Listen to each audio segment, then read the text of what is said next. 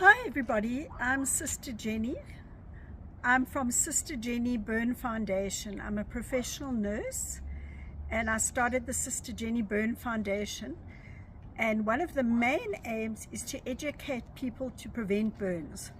So today, after looking at all the fires that are happening all around the country, in fact all around the world, I decided we're going on a very huge mission to prevent burns, because it's far better to prevent burns than to treat burns.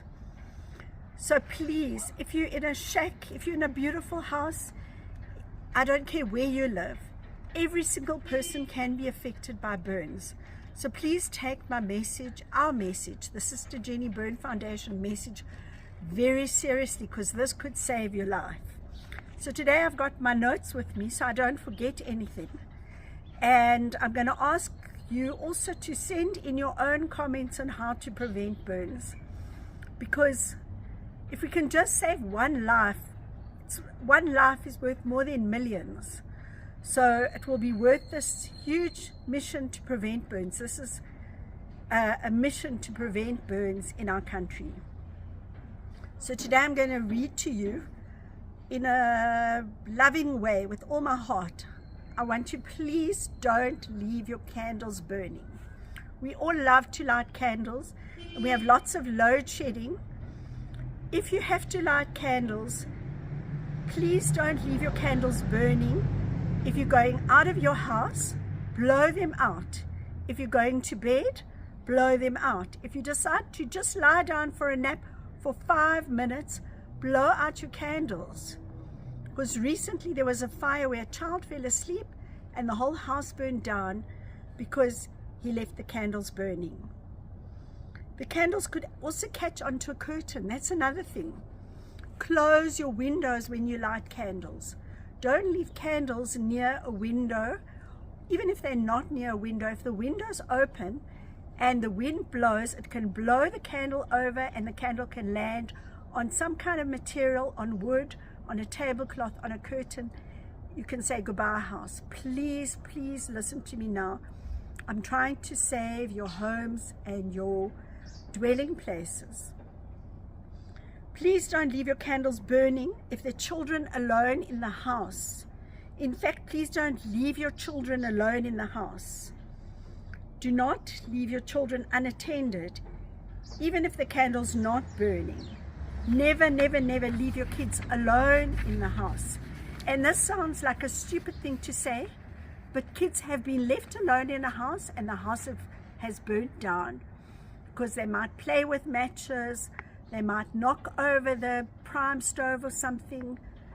Kids get up to all kinds of monkey business when they're all alone. Please don't leave them alone in the house. Make sure there's an adult or a very responsible big child or teenager who will understand what to do in an emergency. Candles are very dangerous things. Another thing is, make sure that when you light candles, you don't have sanitizer on your hands, because the sanitizer is flammable. So it sticks to your hands and you can't see it. But when you light the candles, if the candle, and then you put your hand next to the candle, your hands could literally catch a light, even though you can't see the sanitizer. Sanitizer is a flammable liquid that attaches to your hands. And if you go next to the candle can ignite and the sanitizer can burn your hands. So many shacks burn down and many houses burn down. And it doesn't matter how rich or poor you are, every single person is at risk of the danger of fire in their homes. Or electrical wires can also cause danger in your home. Don't touch electrical wires with your hands. Make sure your wires are insulated. That means there's like a plastic around them that's covering the wire. There's like a wire in the middle, and around the wire there's a plastic. That plastic is to insulate. And if that plastic is broken and the wire sticking out, first of all, you can get a shock or you can get burned. I've already told you to close the windows near fire or flame. Now I'm going to go on about a prime stove or a gas stove or any gas stove or any kind of stove of any kind and the dangers in your house that can cause fire. Let's start with a prime stove. A prime stove is a stove that uses paraffin, and paraffin is a flammable liquid, and the fire that it causes can touch material like your clothes, sheets and curtains and cause fire and severe burns. So if you have to use a paraffin stove, be very careful. Make sure it's not leaking, because even the paraffin that comes out of the stove is toxic to your lungs, and that can actually cause inhalation burns. Don't wear silk or nylon when you're cooking with an open flame. That's a very big risk. I'll just share with you, and this is actually about a heater. My grandmother stood with her bum next to an open gas heater, and the nylon got stuck into the gas heater and her bum caught alight. And I can tell you, she lay on her stomach for 6 months with burns this thick, and I'm not exaggerating. And I'm talking about her bottom, this deep into her bottom. That was 3rd or 4th degree burns. She could not move for 6 months while my mom did dressings. And that's one of the reasons why I'm so passionate about treating burn victims and trying to stop fires, because first of all, the whole house could have burned down. She could have died, and she got the most severe burns. It was so traumatic, and the pain of burns is just unbearable. Don't leave your stove with oil in a pot with nothing but oil. So you're cooking chips, and this happened to me. I was cooking chips, and then the kids asked for more chips, and I put the last 3 chips in the pot, and I went to feed the baby. And the next thing, I heard my daughter to come and wipe her on the toilet, and thank God she called me, my 3-year-old. And as I walked down the house, the whole house was black. I couldn't even see down the passage in the middle of the day. My house was on fire, my kitchen was on fire, my stove was on fire. And I had to run and get my 3-year-old out of the house before the house burned down. And please take your kids out before you even try and put out the fire, because your kids are more precious than your house. So get your kids out first. And then, now remember, this is an electrical fire. In my case, it was an electrical fire on the stove. You have to switch off the mains, because you can pour stuff on to get the fire, and you don't pour water on electrical fire. Lucky for me, I had a big bucket of, not sand, you can use sand, but I had a big bucket of flour that was covered in weevils that had been standing there for ages. But I had a huge bucket of flour, and after I switched off the mains, I put the bucket of flour on the stove. It stopped the fire, but my whole house was black from the soot. And luckily I took my kids out of the house first, because again, they could have got inhalation burns just from the smoke, and they could have died while I'm standing trying to put the fire out. Something could have happened to my children. So your family, your kids, your old people, anybody in that house has to be removed from the house before you even try to put out the fire.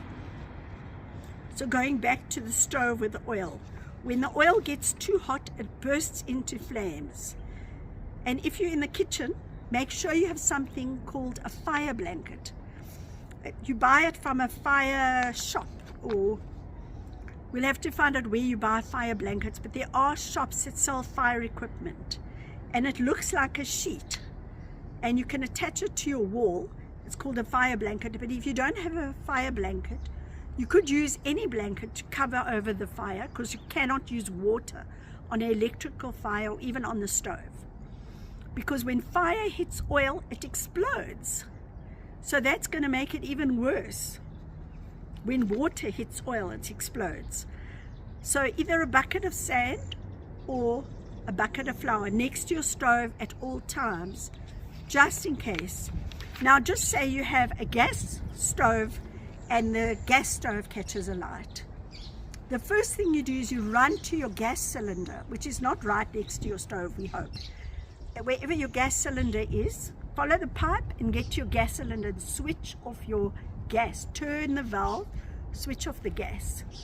Then put out your fire with your fire blanket, your sand, your flour. Remember, you've taken your kids out the house. And then make sure you remove your gas cylinder out of the house, because if that gas cylinder catches a light, boom, you can kiss your house goodbye. God forbid. Cancel, cancel, cancel. With a prime stove or a gas stove or any other kind of stove, you must always have sand. I've already said that.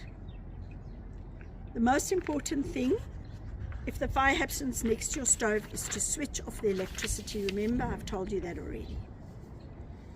Don't use water on a stove fire, please. So the reason I'm telling you things, it sounds like I'm being harsh and I'm being critical. And like I said, it can happen to anybody in any home, no matter how rich or poor you are. We're trying to prevent tragedies, and tragedies happen every day in the wealthiest homes and in the poorest homes. Every single day, lives can be saved if you just pay attention to these very important points. People die from fires, from stoves, even the hot plate. And some people use a hot plate as a heater. Please do not use a hot plate as a heater, because eventually it's going to get too hot. It's going to get to the point where it will explode or catch a light, and again, your house could burn. I'm trying to save your families. Please understand, this is coming from so much love from my heart and from the Sister Jenny Byrne Foundation, to try and save you from getting burnt by fire, oil or gas or any kind of other burns. I'm trying to save your lives, because we can replace your house if you're lucky, but we can't replace people. And you could always build another tin house, but you cannot replace your kids. Electricity is extremely dangerous. Keep your plugs covered. There are plug protectors if you can afford it. If you live in a house with electricity, cover your plugs, so children don't stick their fingers in the plug. And your light sockets, make sure you've got a lamp in every light socket. Even if the lamp doesn't work, make sure it's covered with a lamp, that it's got a globe in the lamp socket. Because I'm not joking, this happened to me as a child. I stuck my finger in the light socket thinking it was, I don't know what possessed me to do it, and I felt this little tickle and I thought it was like a vibration, and I said to a friend of mine, feel here, stick your finger in there and you'll feel this lovely sensation. All I can tell you is she got very badly burned. Don't let your kids play with electricity. But adults are also guilty of misusing electricity. A lot of adults have one little plug in their home, and they stick all kinds of multi-plugs into the same socket and overload it so that it catches on fire eventually. Please don't overload your sockets. And also, if the wires are broken, make sure that you fix your electrical wires. Don't leave them unattended. The other thing they do is, if the wires are broken, you know the plastic that coats the wires in your plugs, if the plastic has worked away or damaged, you've got no insulation or protection and the wires are sticking out. If you touch that wire, you can get a terrible electric shock. I just want to tell you that if somebody is getting some kind of an electrical shock and you touch them, you're also going to get the electrical shock, because your body is made of water and water conducts electricity.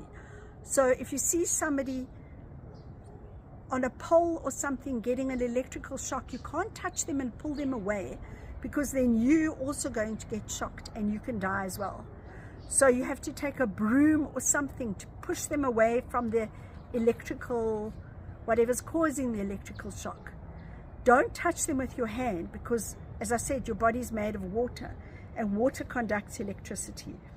You got to push them with a broom or a chair or something. And one more thing I'm just going to touch on briefly is chemical burns. Chemical burns are, well, nowadays people do the most horrendous things. They throw acid at each other if they're jealous of a boyfriend or a wife or something. please do not throw chemicals on any human being, deliberately or otherwise. And chemicals are things like a simple thing like in your kitchen, like cleaning materials, Jik, Handy Andy, all those things are chemicals, and they can also cause burns. If they touch your skin, they can cause burns, and if they swallow it, they can cause burns internally. Please make sure that your cleaning materials are locked away and that chemicals are not near flammable, not near heat.